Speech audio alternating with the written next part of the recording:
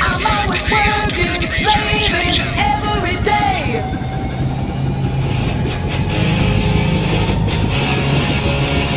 And just when I thought she was coming to my door, keep on walking that road and I follow. Don't know what you got till it's gone. The 80's Glam Metalcast revisits 1988 Top 10 Hair Metal Albums.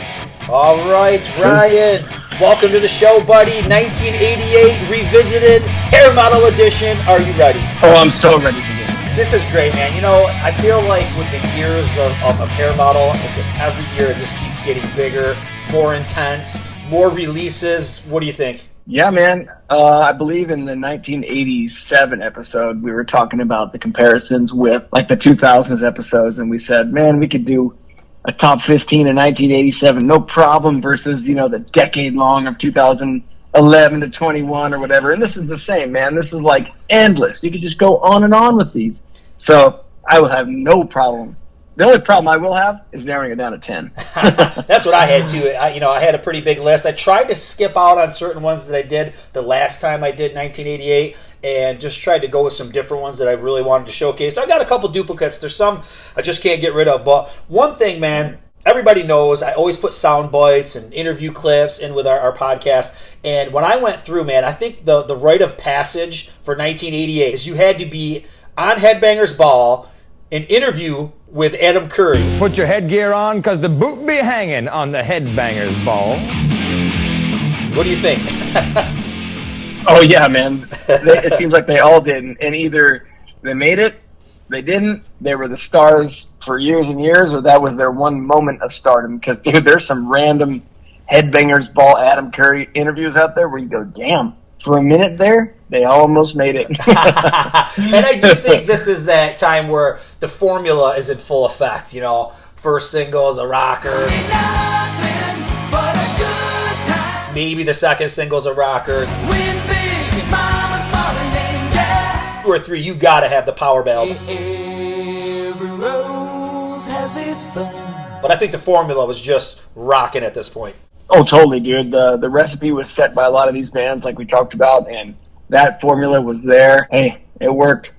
You know, and what's weird is just me saying that. When I look at my list, like when I'm looking at the ones toward the bottom that didn't make it as big, and then I look at the ones toward the top, all the ones at the top had a power ballad. So the power ballad, baby, it's a thing. Oh, yeah, it is a thing, and it worked. I mean, we got 2 episodes out of that, 15 each, so yeah, it worked. We're such freaks, we could probably get 2 or 3 episodes out of any topic. Yeah, we sure could. All right, brother. Let's jump right in. What's your number 10? Cool. Hi, I'm Steve Whiteman. I'm Brian Damage. And we're from Kix. Tonight you'll see the world premiere of our brand new video, Blow My Fuse.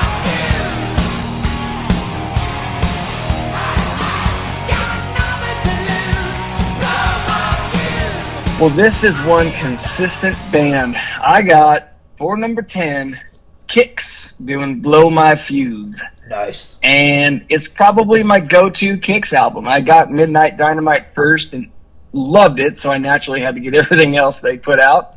I got this one next, and just going down the track list, I gotta say there's maybe like one song that I don't really care for, and it happens to be the hit. It's Don't Close Your Eyes, and it's just never really done it for me. I know the story behind it. The album wasn't doing much, and then their producer or manager decided that he would talk the record company into putting that out, and bam, it got huge, and next thing you know, it went platinum. They were opening for AC/DC on the Blow Up Your Video tour, all that good stuff. So it was a blessing for this band. It's just never clicked with me. There's another one on this list the same way, but I know I'm in the minority. But anyway, killer voice, killer guitar, the whole like AC/DC clone thing is here. Obviously, those guitars pretty much try to emulate Angus, but it's not as apparent, and there's a little bit more 80s touch going on, which is really good for Kix. So, I mean, great straight ahead rock. Standouts are Get It While It's Hot, Cold Blood, Blow My Fuse, and Piece of the Pie. Just a great kickoff to this list in 88. I'm so glad you had this one on your list. I had it as an honorable. Actually, it might have been on my list, and then something else came in and I got booted. But I agree with everything you're saying. Honestly, this is the only Kix album that I like. I don't like Midnight Dynamite. I'm starting to come around to Hotwire a little bit, but for the most part, this was the only one that I ever really liked. And I think the reason is like what you said, they were trying to maybe fit in a little bit more than they ever had before. You know what I mean? And it's obvious. And no matter what, man, there's a lot of bands that try to fit in and it doesn't work, but it works. And like you said, every song is really good. Like I can go through this, Get It While It's Hot, Red Light, Green Light, TNT, Cold Blood. I mean, I could just rattle them. I don't have any of this shit written down. This is just top of my head. Songs, Blow My Fuse, the title track. So I love this album, and I'm so glad you put it on there, man. Great choice. Awesome. Cool, man.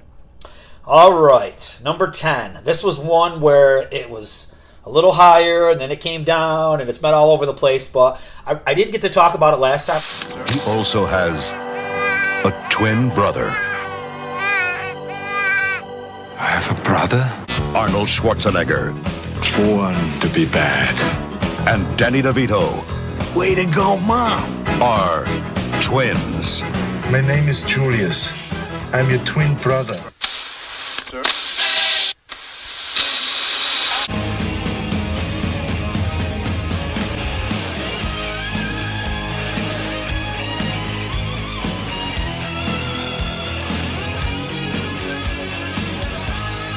And it's Roxx Gang, Things You've Never Done Before, man.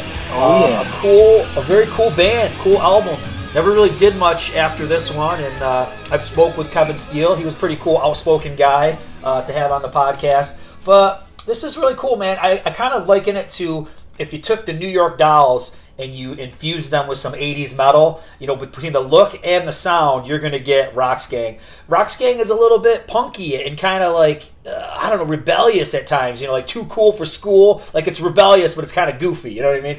A lot of cool stuff. But my favorite song by them is always going to be No Easy Way Out. I love that song. It's just the coolest song. It has that kind of eerie riff. Almost sounds like Danzig, Twist of Cain a little bit. It's just kind of sleazy and dark sounding, that whole song. I love it.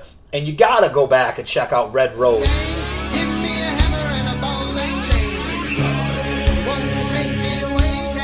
Very uncharacteristic of the whole album. It sounds like old blues man music, and they kind of repeat and chant things after he says it. Very cool. Racing with the Devil. There's just a lot of cool, fun tracks, man. It's a fun album. His voice, it's take it or leave it. He's not the world's greatest singer, but it fits the music really well. He's like one of those attitude singers. Like he's got a lot of attitude, but I love it, man. It's a great album. Totally, dude. Yeah, I got this when I first got into all this whole scene, and I expected a different sound after seeing the album cover. You know what I mean? Yeah. Oh, yeah. Like it was. I thought it was going to be another Shotgun Messiah or something like that, and I like it. And then recently, you had mentioned No Easy Way Out when we were talking about, I think maybe the Catchy, Big Happy Catchy Volume 2, something like that. I think you dropped the name of this song, and I went back and checked it out, and damn, you're right, dude. That's a really catchy, cool song. So I kind of re-engaged in this band due to that song. Nice. Okay, number 9.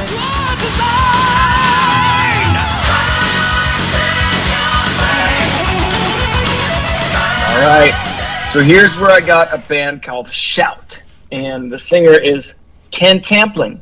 So the album is called In Your Face, and I've been wanting to talk about Shout on the podcast for a long time because they make consistent, huge 80's happy, catchy, huge albums, and they're lumped into the Christian category, which they're pretty strong in their Christian lyrics, but they're kind of sneaky. But anyway, this album, don't be fooled, it is from '88. I was researching it, and I think Spotify may have it as '88, but Wikipedia's got it at '89, and Heavy Harmony's at '89. But I wanted to put it on there, so I went and I looked at my actual original CD. That CD ain't gonna lie to you, man. That's the gospel. No, that's right. The CD ain't gonna lie. And then I went on to Ken Tamplin's website, and bingo, '88. So, like I said, it's called In Your Face. Check out the song Borderline, When the Love Is Gone, humongous chorus, and give me an answer. Ken Tamplin releases hit after hit, huge songs. His solo albums in this genre are really cool too, and they don't waver in any of their releases. Really talented guy. He plays guitar and sings. There is a Coverdale resemblance, which I'm sure people will pick up on if you don't know them, but he's out there still. He's doing singing lessons on YouTube and whatever, and he nails every song and band you could think of, from Def Leppard to AC/DC to, R&B stuff. So, but this is great. Their first two albums, 86 and 88, are just awesome. So if you don't know Shout, please check this band out. Well, 3 things, quick things. Number 1, not familiar with these guys, but I want to get familiar with them. That's number 1.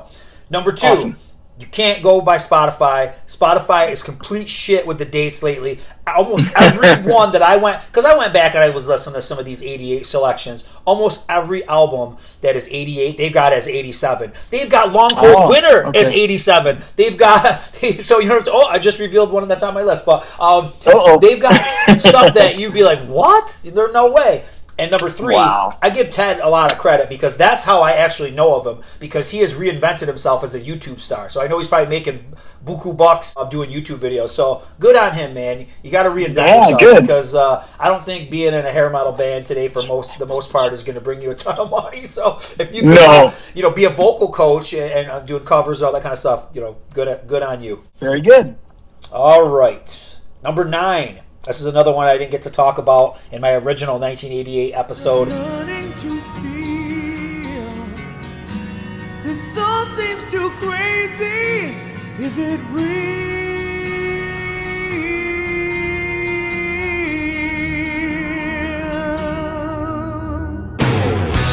I'll think about tomorrow. And I'm going with Going Down Over the Edge. Hurricane. The Hurricane's a band that always comes up. We love talking about Hurricane, and I think this is a great album. One thing we just mentioned, the power ballad. This is where Hurricane kind of failed, and I don't know who failed them. If it was the producer, or if it was the record label, or if it was just them themselves. They didn't have a power ballad on this album, and they really needed one. Honestly, you can't really blame the label on the promotion standpoint, because I'm On To You was all over the place. Video. Why don't you introduce it, because we're getting ready to play the new video from Hurricane, matter of fact. This is a video, and the song is called I'm On To You. And it was on MTV, it was on radio. I think the problem was they didn't have a great follow-up to go after that. That's where you probably needed that ballad song to kind of push this thing over the edge. No pun intended. And you can't blame Enigma, because if you look at 2 other bands that got really big off Enigma, that was Poison and Stryper. So those guys followed the formula, were very successful being part of the Enigma family. So not really sure what happened with Hurricane. I guess at the end of the day, Kelly Hansen ended up in Foreigner, man. It all worked out for him, Maybe he just needed different songs or more commercial songs that would fit his voice better. But the band is a band of talent. Robert Sarzo, Tony Cavazzo, and Jay Schillen, all great musicians, great songs, great band. Doesn't get enough credit, but I think, like I said, the one thing I would point to is that they didn't have the ballad, didn't have that right second single to push this album where it needed to be to like a gold or platinum status. But that's where I got Hurricane, man, number 9. So, okay, what do you think if I said, if they would have released more of a straight-ahead rocker like Slave to Thrill in 88, do you think it would have garnered them more success? I know you're not a huge fan of that album, but do you think success career-wise, it would have behooved them to release an album like that? It's possible. It's very possible, because you are hitting on something that makes a lot of sense that I should have mentioned as well, is that there's a lot of straightforward stuff, like I'm On To You and We Are Strong and Shout and all that kind of stuff. Those songs are pretty straightforward, but then you get in some kind of oddball songs like Give Me an Inch and some of this. Yeah. Even Messing with a Hurricane has a kind of a weird verse that doesn't really kind of correspond with what's going on in the chorus. So I think they were a little weird for their own good. When I interviewed Robert Sarzo, he always said I wanted more aggressive stuff, so I just don't know if they really had that pop metal sensibility, but where they did a little bit more on Slave to the Thrill. So it's possible. It's very possible. But I do think when I listen to Slave to the Thrill, it does scream 1990. So I don't know how it would have done in 88 because it sounds exactly like the style that Stryper went for with Against the Law and a lot of other stuff that was out. I feel like that was that direction that bands were going at that point. But you're hitting a good point. At least it brings out the point that they were a little bit odd sometimes, maybe too odd for the average hair metal fan. You know, a weird comparison is Give Me an Inch has always been my Too Fast for Love, and I'll tell you why. The verse is weird, just like Too Fast for Love. Yeah. And then you get to this really catchy, awesome chorus. Yeah. Too Fast for Love, the chorus, is nothing like the verse, just like Give Me an Inch. And Give Me an Inch is one of my favorite songs on this album because of the chorus, but the verse and the intro, very strange. Yeah. You know what I mean? Yeah, what I always say is that, like, for Give Me an Inch, for the whole song, they took, like, elements of Duran Duran, Yes, the band Yes, and then mixed it with Hurricane, and that's what you got. And it's kind of cool. I mean, don't get me wrong, there's nothing wrong with being creative, but maybe Hurricane, for doing that kind of stuff, if they would have stuck together, that would have been like their 91 album or something, like that. You know what I mean? Not your 88. You just had to be a little bit more straightforward. But it's a cool album. People love Hurricane, and I was glad that I could discuss them with you on this one. So, of course, I'm an excellent driver. He lets me drive slow on the driveway. There's only 28 miles on the odometer since I drove it a week ago last Saturday. It should be more than 28 miles. What is this? Who is this guy? Raymond is your brother. My brother? I don't have a brother. Number 8. So here's one that was on the original list, which I only have a few, but... Let's take a look at that time of year, Vinnie Vincent's Invasion in stereo.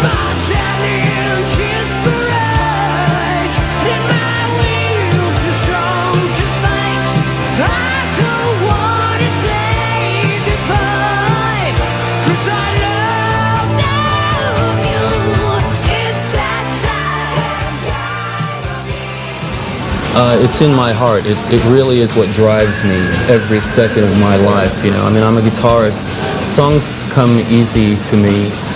They always have. I mean, it's a vehicle for my guitar playing, and putting a band together is my ultimate satisfaction. Vinnie Vincent, All Systems Go. And yeah, dude, this one is so freaking killer. Like, you just can't deny it. Mark Slaughter, I think he does a great job. What a cool return after the epic debut. I love them both. I can't decide which I prefer, to be honest, even though I'm an enormous Slaughter fan.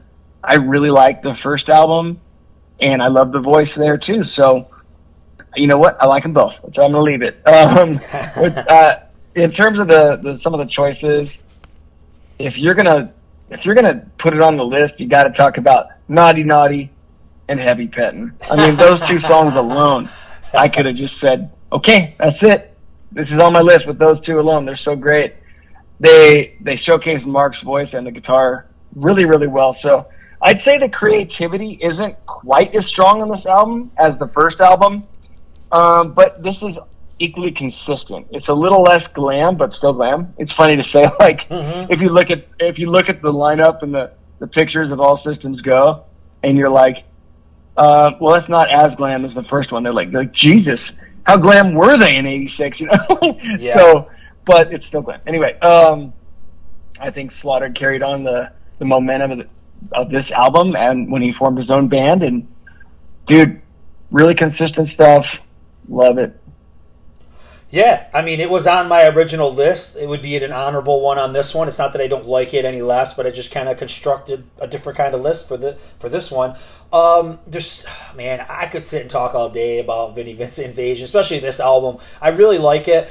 A couple points I just want to make. I think the big problem with Vinnie Vincent Invasion is that it's called Vinnie Vincent Invasion, right? It's that classic thing. This guy thinks more of himself than is really there. I hate to say that because I get he was in Kiss, but what was he in Kiss for, like a week? No, you know what I mean? He wasn't in Kiss that long. You know what I mean? He was there a couple years, but for the most part, he was not in Kiss all that long. And to put his name on it, it's not as marketable. It just should have been called something else. I try to envision, like, what could it have been if it was like something like just a band like the way Slaughter was, but with Vinnie Vincent, because Vinnie Vincent could bring in better songwriting, I think. Although, don't get me wrong, Stick It To You is probably better than All Systems Go. Yeah, I mean, yeah, Stick It To You is probably an overall better album, and people can relate to it more, so it kind of appealed to the mainstream. There's something odd about Vinnie Vincent's music, you know what I mean? Like, there's a whole weird vibe with that whole album. Listen to something like Ecstasy. It's cool, but you know what I mean? It's got like there's like 70s vibes and weird cosmic vibes. It's just different production and stuff that's just a little bit odd, but it's great. I mean, I love it. That Time of Year is an amazing song. Love Kills, Let Freedom Rock, and Ashes to Ashes. Those are a couple ones that we didn't mention, but just banger songs, man. He's a great songwriter. I just think he's too full of himself, of like with his name. It's like an Yngwie syndrome and all that nonsense shredding. He did shed some of that. I feel like there's less of it on this album. There's a lot more melodic solos on this album, but for the most part, he does kind of do some weird guitar wanking that's unnecessary. So I think if he would have complemented the songs better with his guitar playing and keep his name off of it, maybe just call it Invasion. I don't know, but those are my critiques. And maybe I'm right, because they never made it big. They never made it big, man, and Slaughter did. So, who knows? But Vinnie Vincent's a great talent. And the sad thing was, for Slaughter and Vinnie Vincent, we never really got any more. You know what I mean? Like, Vinnie Vincent was like... Oh, totally. Like, for big releases. I mean, Grandy put out some EPs and some demo shit. This was it, you know? And Slaughter, we've said it a million times, no offense to Slaughter, at least for my ears, stick it to you, and then it's a massive drop-off after that. So it's too bad. I think if they would have all stuck together and combined all their talent, they maybe could have really had a powerful band that could have lasted a long time, but that's just my opinion. Yeah, and then obviously we won't be able to appreciate it at the touch of a button on our phones anymore, because it's not on Spotify. Removed. It was taken off Spotify. You didn't even know it was on Spotify. Spotify would say it came out in 87. Exactly. Everything's 87. Okay. My number 8. Another great band. Great album. Debut album. With the Headbangers Ball, Adam Curry here, and as promised with me from LA Guns, we have Steve and Kelly. Hi, guys. Hi. What's the smoke screen you're creating here in the studio? Hey, you guys got a new video out? Okay, this is a new song we're gonna do for ya.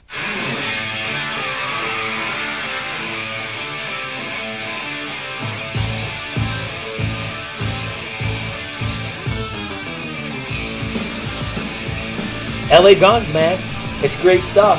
And, you know, it's just one of those albums where I feel like it's like that tragic LA stories. I feel like every song, One Way Ticket, One More Reason, you know, they're just kind of somber tracks, man. Phil Lewis is just an original. I love his voice, and there's nobody that sounds like him. Nobody can sound like him. He's just awesome, and he makes that band. Now, for that album, like when I interviewed him, he said that stuff was all done, and it had different words and melodies from their original singer, and he said it was like all mumbly, and it just wasn't that great, so he just kind of went through and redid it, and he didn't really feel like an official member of the band yet until they got to like Cocked and Loaded. But when you listen to this stuff, man, you would never know, you know. And you know, we talked about, like, we were having some conversations about like maybe doing like a sleazy list, you know.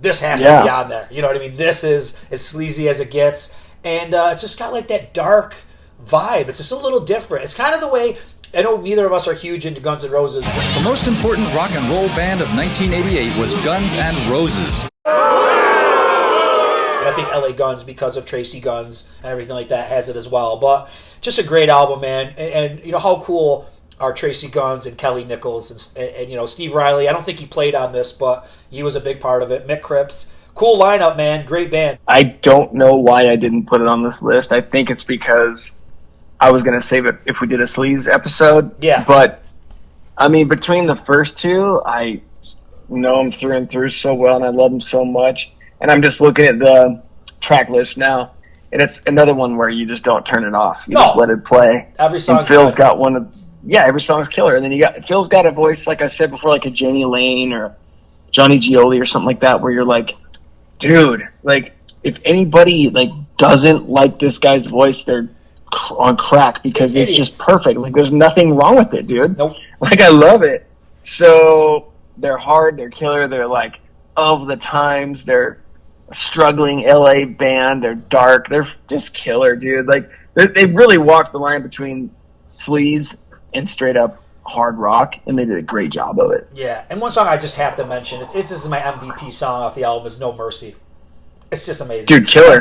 It's killer. It's a hard rocker show opener type song. Love it.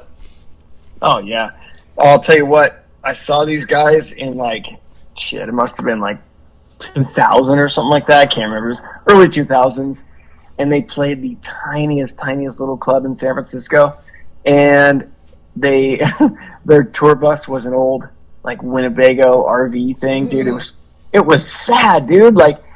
They, for a 19-year-old kid at the time or whatever I was, even I was tripping. Dude, this is how you're getting around, all you fellas who are sleeping on this thing. And they played to a club that we probably had 100 people in there. Wow. You know what I mean? But they played their asses off, and they were so cool. And Phil gave us the set list, and they all signed it, dude. It was such a cool thing. So that's awesome. They are showmen, and they're good dudes. Awesome, man. Great story. Yeah. Hey, fellas, a quick heads up from the grooming front line. Shaving your jewels doesn't have to be a risky business anymore. Thanks to our friends at Manscaped and their Lawnmower 5.0 Ultra, you can forget about nicking your bits. This trimmer is all about keeping your thing smooth and safe, and you can trim with confidence. Fancy a stress-free shave and some savings? Head over to manscaped.com and snag a 20% off code with free shipping with the code METALBALLS. With Manscaped, it's easy grooming, no surprises. Well, I'll tell you what, after receiving that great promo pack that Manscaped shipped me, man, I'm known around the firehouse as the guy who really likes to trim himself up.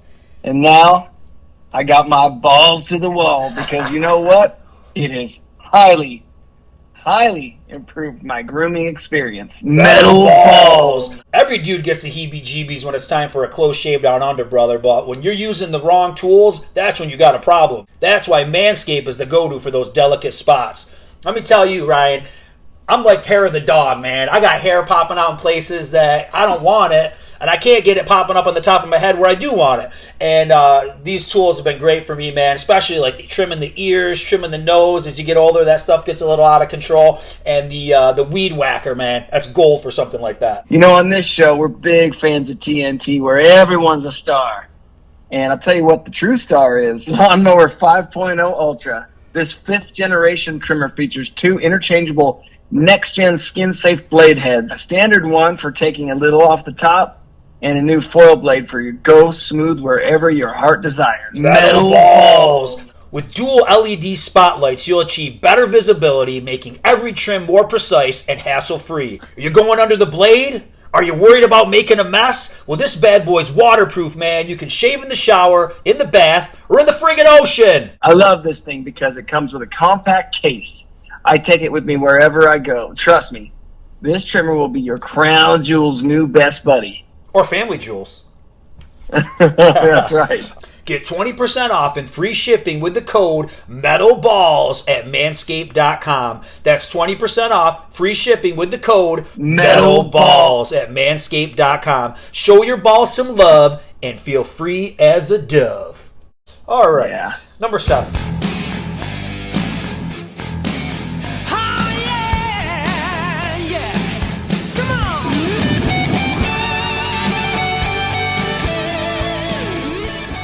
Seven, here's where I got Europe out of this world. So, right off the bat, I'm going to start with a small negative, and I'm going to pump it up and say, I'm not a big fan of Superstitious. No. I don't know if I care for the really trying too hard opening, just vocals. When it kicks in, it's okay, but I just don't love it. Anyway.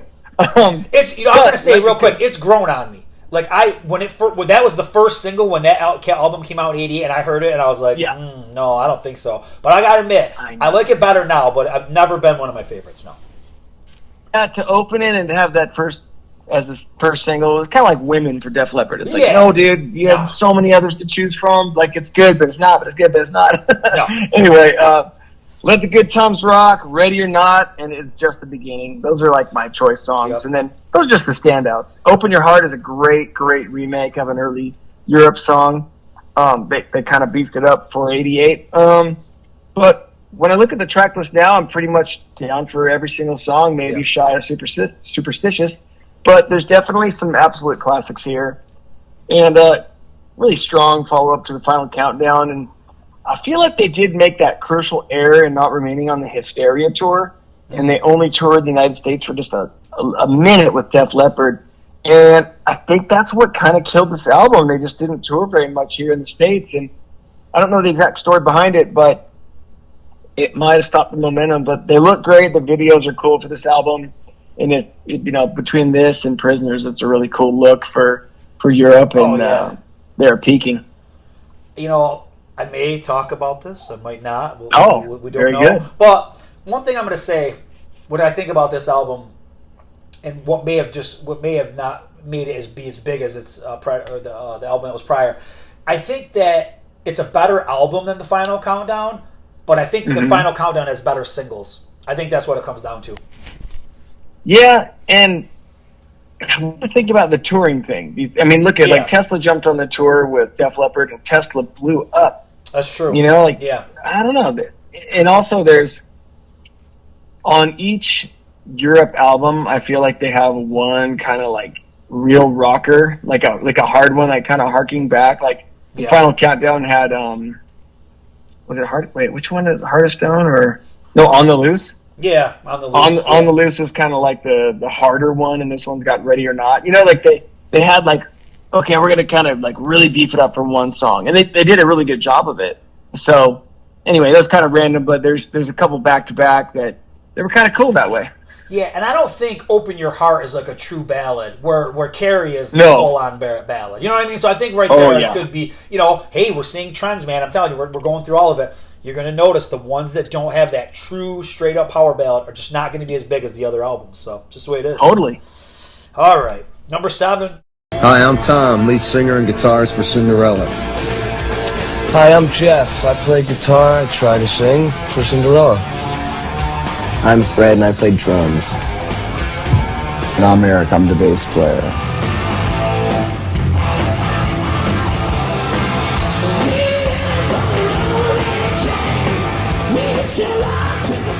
Cinderella, Long Cold Winter, man. It's undeniable. A lot of people look at it as one of their best. I mean, a lot of people love nice songs, but I think this is probably like that natural progression. This is maybe the place where they should have stayed, because a lot of people will say, like, once you get to Heartbreak Station, we've gone a little too far into the 70s Southern rock blues thing or whatever, So this is a nice space that they're in. A lot of people, I've been getting comments and people say they're not glam. Musically, they're not glam. And I kind of agree with them in a lot of ways. They were a little bit heavier than most glam bands on night songs, and they're a lot bluesier than most glam bands on this album. And I think at the end of the day, Tom Kiefer is just a super talent. And he's just a great songwriter. Listen to Coming Home.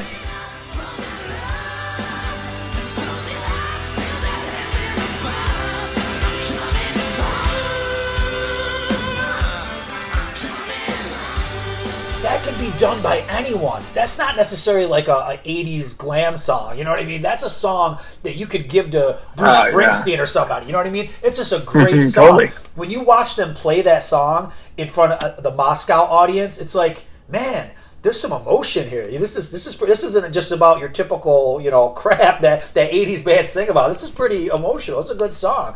And to kick it off the way they do and get into falling apart at the seams and everything, that's killer, the way that's done. Gypsy Road's a great single.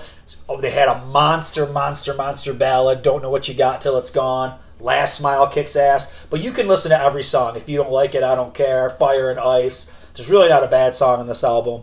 And just a talented band, even beyond Tom Kiefer. Jeff, Eric Brittingham, and Fred Coury, just talented guys, except Fred Coury didn't play on the album. Coatsy Powell did, so I don't know if people know that or not. But Fred didn't play on an album until Heartbreak Station.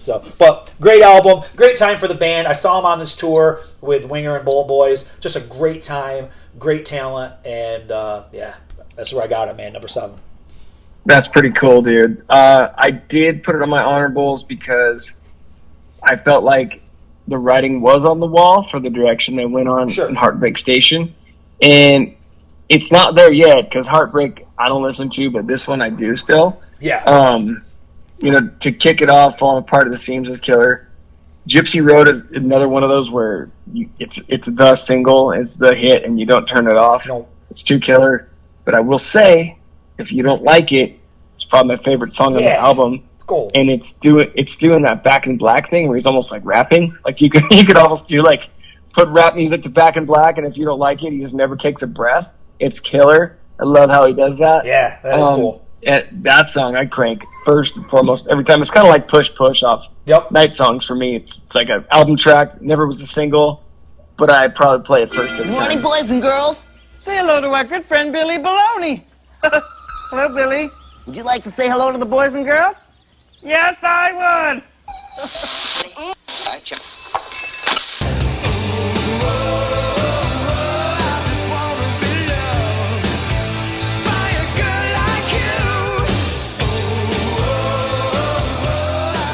All right. So for number 6, I got my boys in House of Lords on their self-titled album. Nice. I had to bring them back, man. I can't stop talking about House of Lords. Anyway, we got that classy, polished, mature AOR with that perfect melodic rock. The song I Just Want to Be Loved, again, could have been the only song on this album, and I probably would have still put it on here. The first 3 House of Lords albums really never get old for me, and I listen to everything they do on the first 3 and all the James Christian solo albums and everything he puts his voice to in the heyday. So anyway, if you want to check out more of House of Lords, you can check out Call My Name and Looking for Strange on this album. But it's great stuff. Another Gene Simmons band that, for some reason, never really took off. I'm not sure why, because they pretty much had every ingredient they needed to be humongous. They're fairly well known, but they weren't platinum, that's for sure. So I don't know. What are your 2 cents on why they didn't take off? Simmons Records, man. It's a cursed record label. But I thought I Just Want to Be Loved had all the elements. I don't know why that didn't get huge, but who knows? I know, dude. That song is so killer the way it kicks off, like all at once. Yeah, immediate guitar solo over the top, kind of deep, dark vocals that kick in. I don't know, man. This whole album's great. I believe Sahara's stronger. Demons Down is great. Sahara's probably my first of the 3 in terms of choice, but yeah, dude, what a cool album this is. I And think they had I all know- the I classy, think, dude, the classy. I think I know what it is. I What's think it's because Paul Stanley didn't want Gene Simmons focusing on anything but Kiss, right? So then Paul must have paid off MTV and the radio stations not to play the bands that Gene put out. I think Paul sabotaged all these bands. Who's with me? Who's with me? Dude, I think we got to do a conspiracy theories 2 episode now. But no, it's weird. But I'm telling you, you go through all of them, man. Keel, EZO. It's just what was the other one? Silent Rage. It's a tragedy because they're all great bands. All great bands. Dude, yeah. Oh, I forgot about EZO. They're killer too. Maybe they got some in '88. All right, number 6.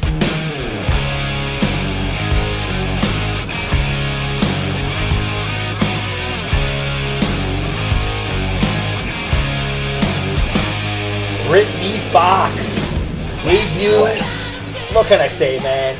You know, I love Britny Fox, and what's strange is I must like Britny Fox better than Cinderella because I got them just one step ahead. You know, we got some Cinderella alumni in there, Michael Kelly Smith, and it's a great album, man. It is a great album. Some of the lyrics, you go back and you listen to certain songs, and, you know, maybe a little juvenile, just like, you know, not the greatest lyrics, but great melodies, great musicianship. I love Dizzy Dean's melodies, and I love his voice. I love how he kind of can sing in the both voices. You know, Long Way to Love, he sings in a clear voice, and then he goes into a screech.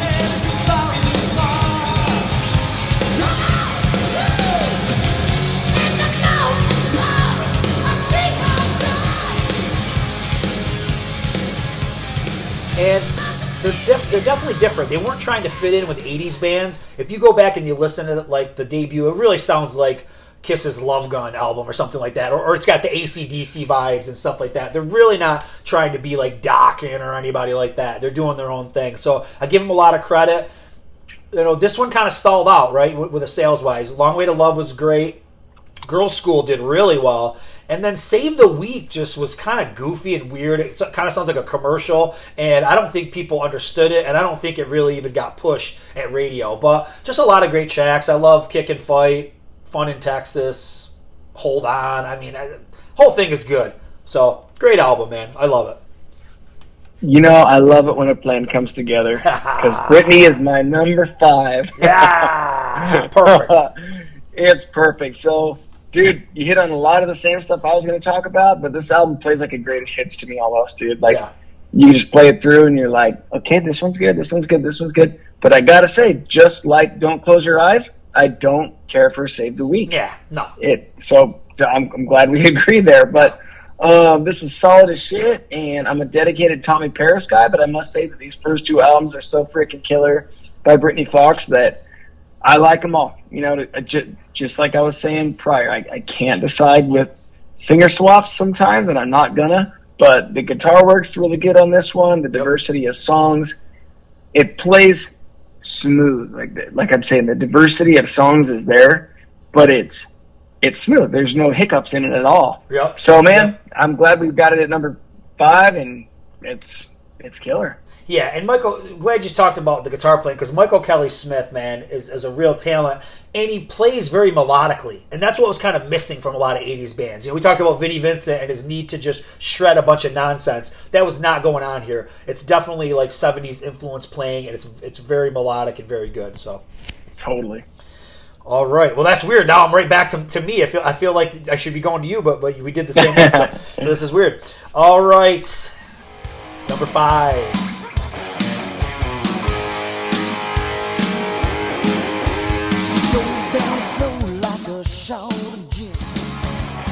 As time goes on, we've changed, and the only thing constant is change. You know, you got to keep rolling. But right now, I think if we had that same look as we did then, I think we'd be stepped on. I think someone would have stepped on us and went right over us, and we just keep rolling with the way we feel. And as long as we stay true to ourselves, I think Poison. We'll be around.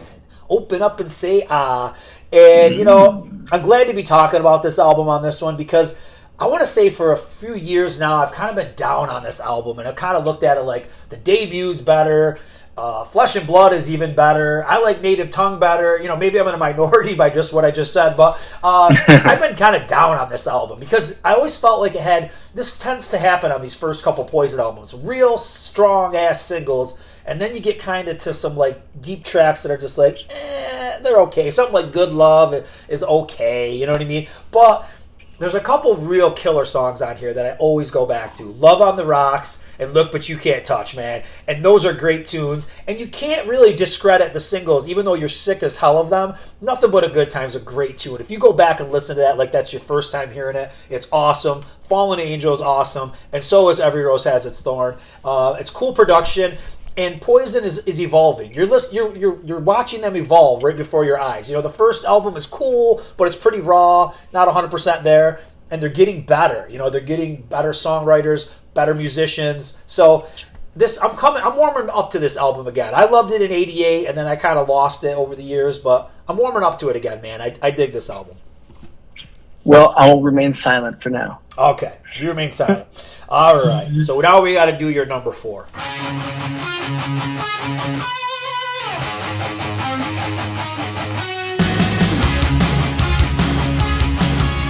Carlos Square live backstage with the hard rockin' band Lillian Axe, where they just got done kicking ass and smoking up the stage, opening up for Warlock and Krokus tonight. Here you guys are in Austin again. What's happening? Good to see you, bud. All right. Great time. First of all, for all you ladies out there, let's get these gentlemen's names over here. On guitar, we've got John Sturr. And on lead vocals, I'm Ron Taylor. And we've got also lead guitar, he's Stevie Blaze. And on drums, Danny King. And on the bass guitar, Rob Stratton. And this is Lillian Axe, and we're live. Cool. Here's what I got Lillian Axe self-titled. Nice. Yeah, dude. Can't deny Lillian. So, interesting. I was doing some research, and this is something I did not know before, but I was reading that Marshall Burrell had suggested that Janie Lane try to get with Steve Blaze and get in what was going to be Lillian. Did you know this? I did not know this. Dude, I hope I'm not full of shit, because this is something that I feel like we would have or should have known by now. But there was this whole story about how Marshall Burrell said, I know this guy, Steve Blaze, Janie Lane, boom, boom, boom, get together. Janie Lane flew out, met him, spent some days together, thought they were really talented respectively, and then agreed that, hey, I'm already in Warrant, we're not signed yet or whatever. I think it's like 87 maybe, but things are happening, super dedicated, and I'm kind of the leader of the band. Boom, same thing with Steve Blaze. They said, you're a killer, let's shake hands and say good luck to one another. That's kind of the gist of the story I read. Wow. Now, I don't know. Someone could disprove it. Tell me I read something completely fake. I don't know. But I'm pretty shocked I didn't know that story already. Wow. So, I don't know.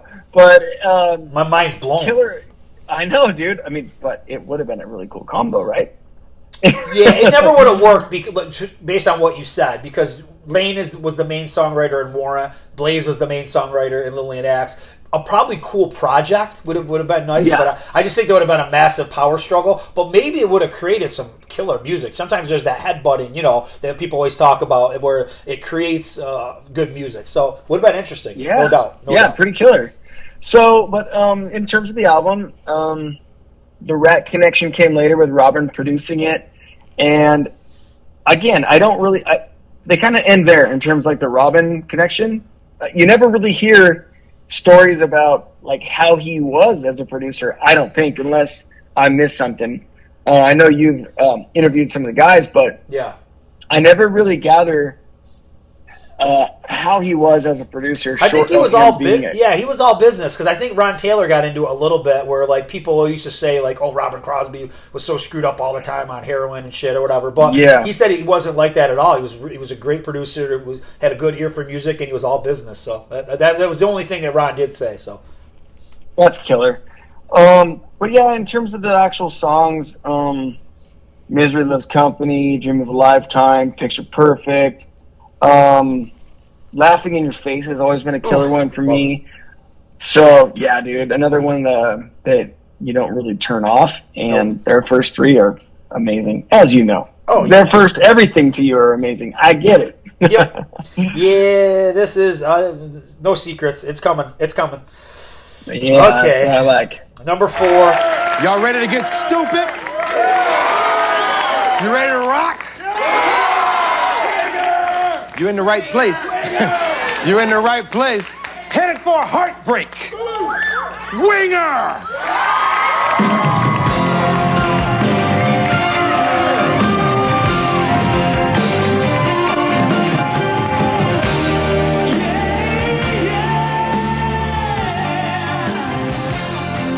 Gotta go Winger.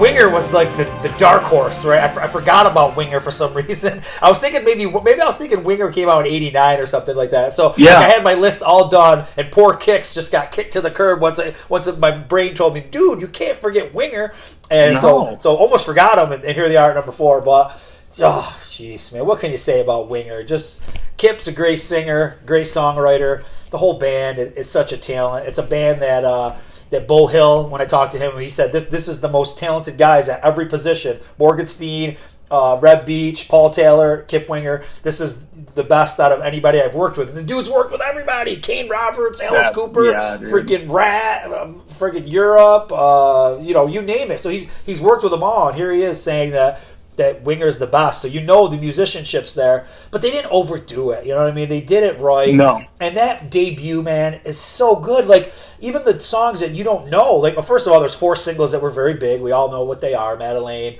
17, Hungry, and Headed for a Heartbreak. All cool songs. But then there's all these other songs, like Time to Surrender.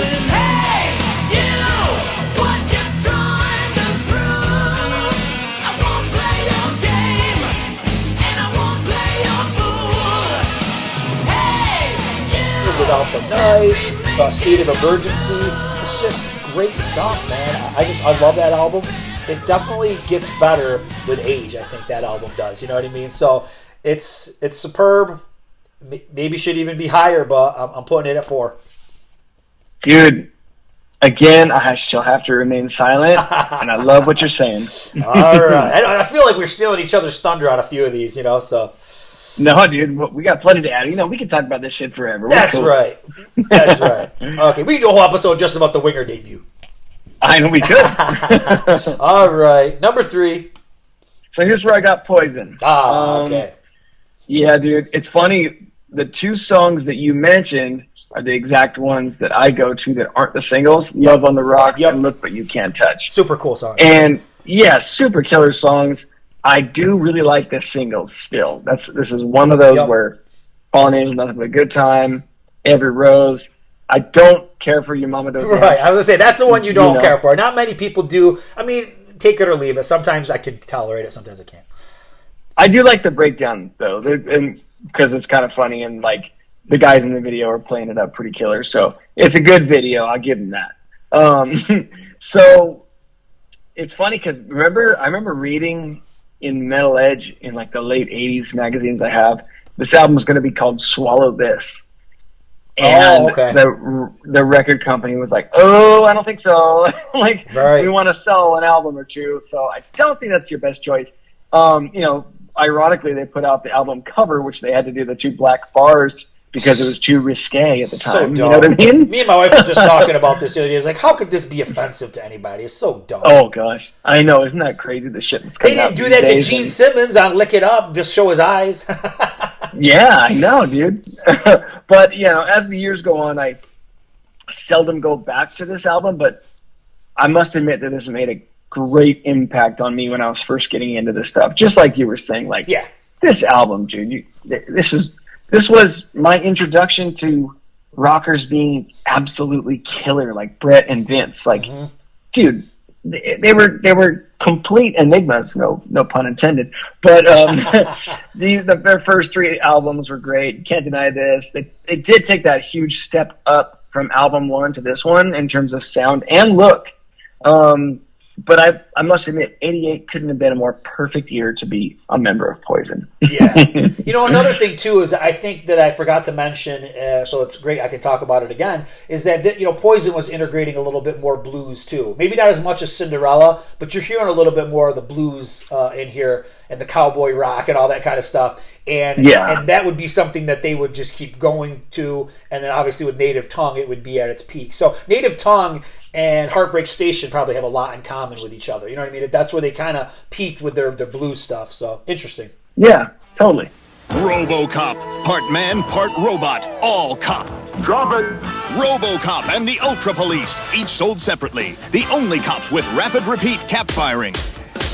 Evil headhunter on a skull hog is cruising for trouble. RoboCop in his armored RoboCopter takes off after him. Fire robo-missile. We'll give you a lift to jail. You put RoboCopter together. RoboCop vehicles and figures with RoboCaps, each sold separately. Michael Sweet.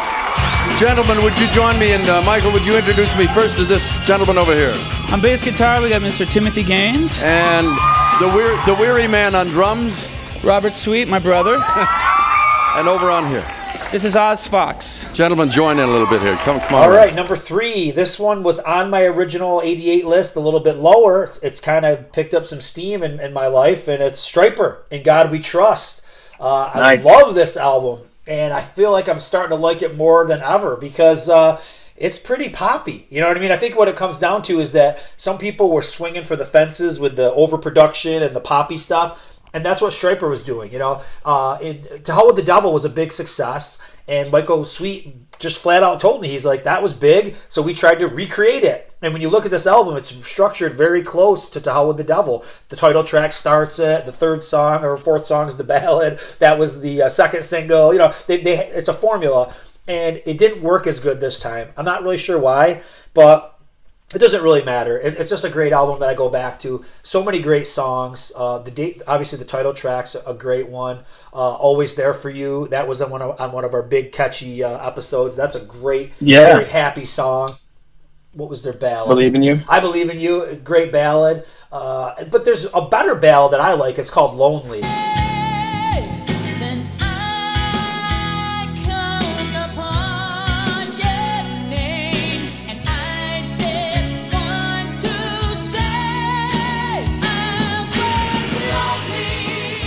They never released it, but it's a great song. Keep the Fire Burning, I think was a single, but it wasn't a video. Really cool song. Just a good vibe, man. Of course, they kind of have those heavy tracks, too. They've got Writings on the Wall, and they've got The Rain that ends the album out. So they're still rocking pretty hard, but they're also being pretty catchy and poppy. Just a great album, man. It's like I said, it's a little bit more overproduced, but better production, I think, overall than To Hell with the Devil. But it's one of my faves. Totally. And big budget, you know what I mean? Like, they got so much momentum, and then they had this. I've always really liked this album cover. I thought it was simple but very creative. You know what I mean? Like, dude, if you could use something that literally everybody knows what it is and what it looks like, the $100 bill, and then stick your logo on it, and like, oh, brilliant. You know what I mean? Like, it was a great marketing touch, huge budget. Those videos are super killer and huge, and they're dancing on the stage, the album cover stage.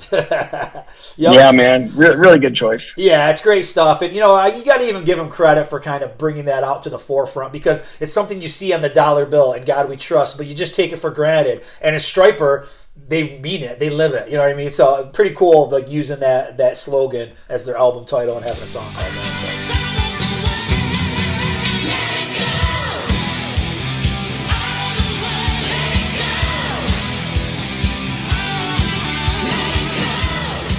All right. Yeah. Number 2. Okay. We made a deal, you and I, way back when, that when I planned this list, if I got to consider this album hairband, then you got to consider something else. I can't remember what. A hairband. This. Okay. But I swear it's in writing. I put in Krokus Heart Attack as a hairband in '88, because look at it. You show it to anybody and they'll say, hairband. Now, you and I know Krokus ain't exactly a hairband, but pretty damn close on this album. But I will say, I could gush on this album many, many minutes, but I'll just keep it brief. This is where Krokus should have been in '86, when they released Change of Address, which was a complete, it was pretty much a big bomb. It pretty much killed their career. They switched to MCA Records on this one, and they changed their logo, and they got some old members back, and this and that, yada, yada.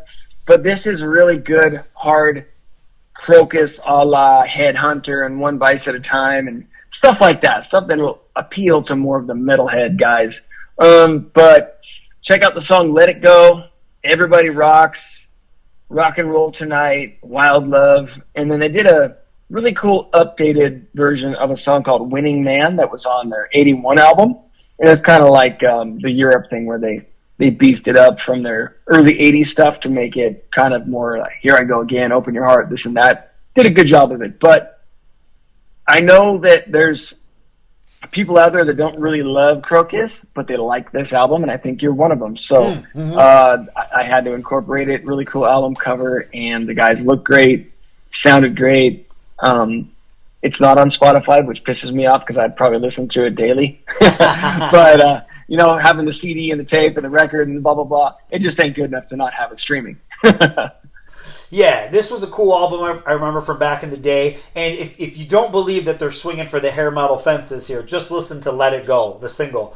And because, first of all, everybody's got to have a Let It Go song. You got Def Leppard, you got Loudness, and now you got Krokus. But that song, dude, they're really doing it. Like they're going with the formula there. So. Yeah, actually, I forgot to mention, I have that in my notes, how many bands have a Let It Go. And, you know, so some of our favorites, you know, Krokus, Def Leppard, Loudness. I'm sure there's some others. There's others, I'm sure. Yeah. But, you know, and you're right, with the look, you know, you could tell they were growing the hair out a little bit longer, especially the singer and stuff. He was trying to look like more like Paul Stanley. And the only thing that's really funny, man, I went back and I watched these videos recently, and it's like they're done on the same day in the same venue, but I think Mark there just changes his clothes to try to break it up. But it looks like there's 2 videos that were done in the exact same shoot. So, hey, man, they were on MCA Records, and the budget was tight. Dude, their videos for this record are seriously like my 3-year-old is holding a camcorder. Like, it is so bad. I'm like, dude, these are killer songs. You're a major platinum-selling signed band. You're Krokus. You played at stadiums, and you got this camcorder from a shaky old man probably holding this thing. I couldn't believe how cheap that shit was. Yeah, but I will say also, have you seen those posters that have Lillian Axe opening for Krokus on this tour? Yes. That would have been a cool show. Yes. Okay.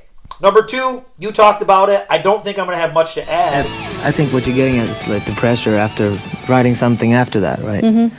Yeah, it was kind of a pressure in the beginning, but we got back to just the old ideas and started playing together. So things came together in this new album. I think it's more mature, and we're a little more bluesy, and we really like it. You really? It's the way that we make things right. It's the way that we hold on tight.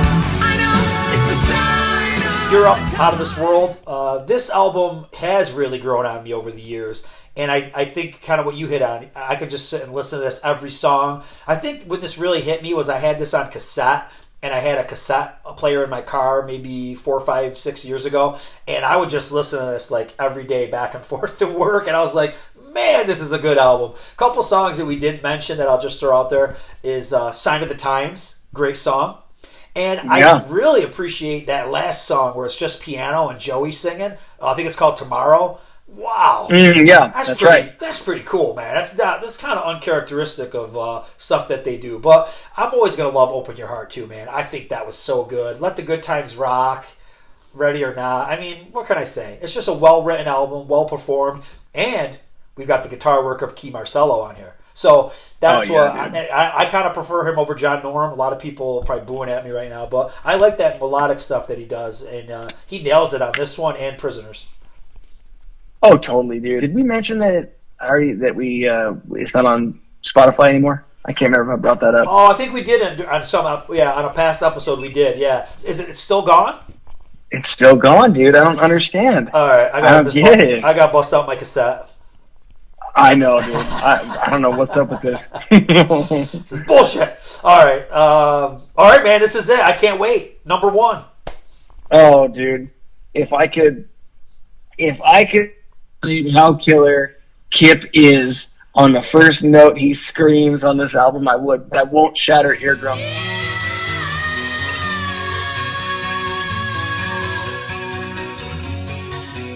Right now. But I'm going to go ahead and say Winger is my hands down number 1. Perfection never gets old. As the years go on, it only gets better. There's only one song I skip, and it's Purple Haze, and I think we talked about that. But I crank all the album tracks. All the ones you said are so killer. What you didn't mention was Hanging On. Yeah, I know you're big into that one. I saved it for you. I saved it. Thank you. I know you know that I love it. And that's my hands down favorite of the album track. State of Emergency, Poison Angel, and the ballads are great. So the intro to Madeleine is like one of the best ways to kick off an album I've ever heard. And dude, how about that guitar solo on 17? That thing just absolutely shreds when it breaks down, dude. So everything about this band, this album, I still crank it through and through. And their whole catalog, dude, they just rule. So I had to throw Winger. Oh, and also trivia. I'm sure people know it by now, but you ever notice on your album Sahara on there? Yep. It was supposed to be called Sahara, but they just did a Winger self-titled, which is probably a good move. Yeah. But if you look on the artwork, it's written on there Sahara. Yeah. Yep. Yeah, you got it, man. I think the band was supposed to be called Sahara, right? Oh, okay. Maybe that's it. Yeah, I think that's what it was, and then they opted for Winger. But I think Winger is the way to go. Even though Winger's kind of a weird name, it worked. Yeah. It worked. Yeah, totally. All right. Number 1. No shock here.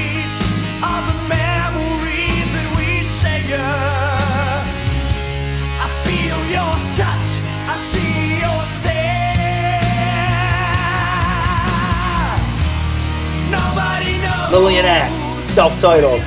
I can't help it, man. Boy. What can I say? Pretty much you said it all. You know, it's just a band that is just underappreciated, totally got robbed, needed to be on a bigger label. Just great stuff. Misery Loves Company is always going to be one of my favorites. And nobody knows. If these guys were on a decent label, nobody knows would have been a single. And that song, just go back and listen to it. It's so ahead of its time. It's not your typical I love you, you broke my heart ballad.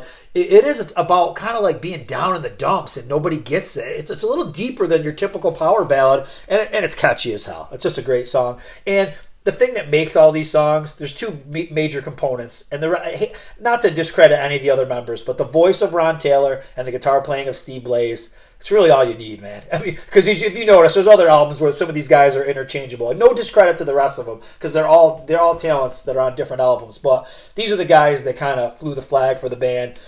Great stuff, man. Just great stuff. I'm trying to think of some other ones that I really like. You mentioned Laughing in Your Face. That's one of my favorites. Hard Luck, Vision in the Night. It's just Picture Perfect. I don't know, man. What's the song where bitching about the. See, I should have took some notes. What's the song? Is it Misery Loves Company? Inside Out. Oh, I love Inside Out. Oh, yeah. They're kind of talking about the press kind of twisting things around and not. It's kind of like they were talking fake news before it was even fake news. So Lillian Axe, man, way ahead of their time. Great band. And the last point I want to make is that listen to Waiting in the Dark. There was no band in '88 that was doing music like this. This is like your epic song that tells a story about a man who's getting to the end of his life, you know. And it's like I said, there's some kind of deep stuff on here compared to what other bands were doing. But just a great band ahead of their time, super talents. That's my number one. I wouldn't expect anything less, and I preach it. Yeah. Great number one. So what do you got for your honorables? What did we miss? Yeah, dude. Well, had this not been a strictly hair band, I would have obviously had AC/DC on there. Yeah, of course. And Priest, and Queensryche, and Scorps. Those Scorps would kind of qualify. You had them on your last list, and they kind of qualify. Yeah. A band called Sword. They're a Canadian band. Stage Dolls, Rat, Hurricane, Prophet. It was Cycle to the Moon, I believe. It was the band Ted Poley was in before he went to Danger. Yngwie, Jamoles had a good one. They had their debut. LA Guns, Black and Blue, band called Britain, Bullet Boys, Fraley's Comet, and King Cobra 3. Yeah, you mentioned all the ones that I think a lot of the ones I had on my other list. I'm kind of bummed that I didn't put Rat Reach for the Sky. That's usually a go-to. I'm kind of surprised, but like I said, you could spin this thing different ways. I love Ram It Down. Couple straight up metal ones that I love that I didn't put on. Actually, 3 would be Operation Mindcrime, Man of War, Kings of Metal, and Yngwie Odyssey. Yngwie Odyssey was my number 1 on my first '88 list, but maybe not hair metal enough, and I kept it off. I stand by this list. I really like it that we did tonight, and man, always a pleasure, man. We killed it. All right, man. Well, you have a good night, man. I'll talk to you later. All right, take care. Yep, bye. So sorry, everyone. We've got to go back to 2024.